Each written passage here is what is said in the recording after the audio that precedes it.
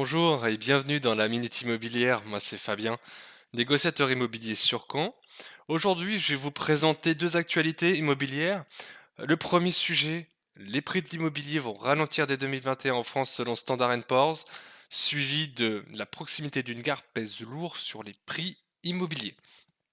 Pour notre première actualité, effectivement, selon Standard Poor's, ils annoncent un sévère ralentissement des prix de l'immobilier en 2021 en France. Une question qui pourrait nous amener directement à se poser, est-ce le bon moment pour vendre actuellement? Alors effectivement, oui, non. Moi, je pense que c'est oui, parce que les prix, pour l'instant, on n'a pas d'impact négatif et on n'a pas de baisse significative remarquée. Donc il faut savoir que la France n'est pas le seul pays, si l'on en croit les prévisions de l'agence de notation Standard Poor's.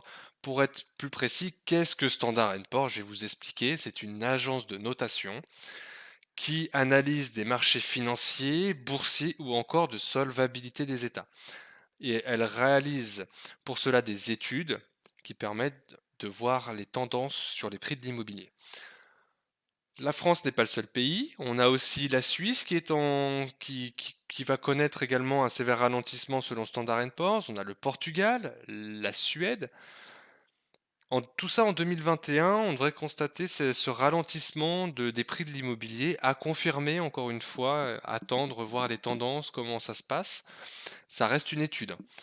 On remarque aussi que cette baisse a déjà eu lieu en Espagne et en Italie, d'où l'étude qui a été réalisée, pour savoir effectivement quels sont les prochains pays qui connaîtront ce fameux ralentissement, pardon. On voit qu'au côté du Royaume-Uni, la tendance qui est annoncée par Standard Poor's, c'est une chute de 2,3% des prix. Quasiment le plus fort recul qu'il peut y avoir de tous les autres pays.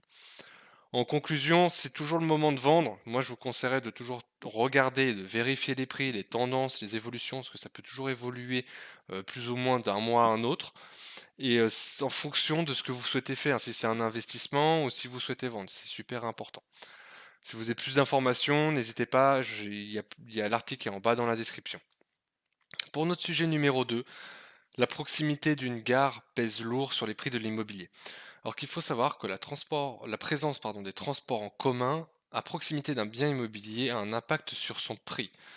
Dans un prochain podcast, je vous présenterai vraiment comment investir dans l'immobilier en 2021 selon un article que j'ai pu trouver, ce qui pourrait être intéressant pour vous. Par exemple, comme le montre Home, Data, pardon, la startup qui est spécialisée dans les données immobilières, la proximité d'une gare, que ce soit un train, un métro par exemple, peut justifier des prix allant jusqu'à 25% plus élevés par rapport à des quartiers moins bien desservis. C'est quand même une hausse des prix assez importante en ayant à proximité quand même des transports en commun. Il faut savoir qu'en zone rurale, encore plus important, sachant que plus de 30% des actifs des grandes agglomérations des pays empruntent chaque jour un transport public pour se déplacer sur le lieu de travail. Donc il faut voir qu'il y a quand même une demande et une importance vis-à-vis de ça. Selon Omadata, l'impact sur les prix est encore plus important en périphérie des villes.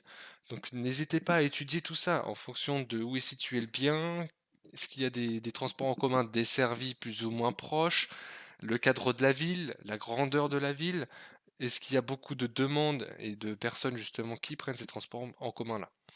En exemple, en banlieue de Paris, à Châtillon, il y a une surcote de 10% de la valeur du bien, présence du métro. À la Courneuve, une surcote jusqu'à 25%. Donc c'est quand même assez important au niveau de la différence de prix que vous pouvez avoir au niveau du bien.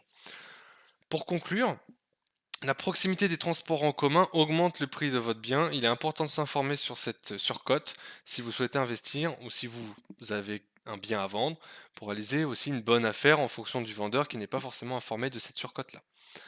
Donc voilà pour moi aujourd'hui sur l'actualité immobilière. Vous pouvez retrouver tous mes articles en bas dans la description. N'hésitez pas à vous abonner, à laisser un like, c'est toujours super cool. Et c'était Fabien sur la Minute Immobilière. Je vous dis à bientôt. Ciao!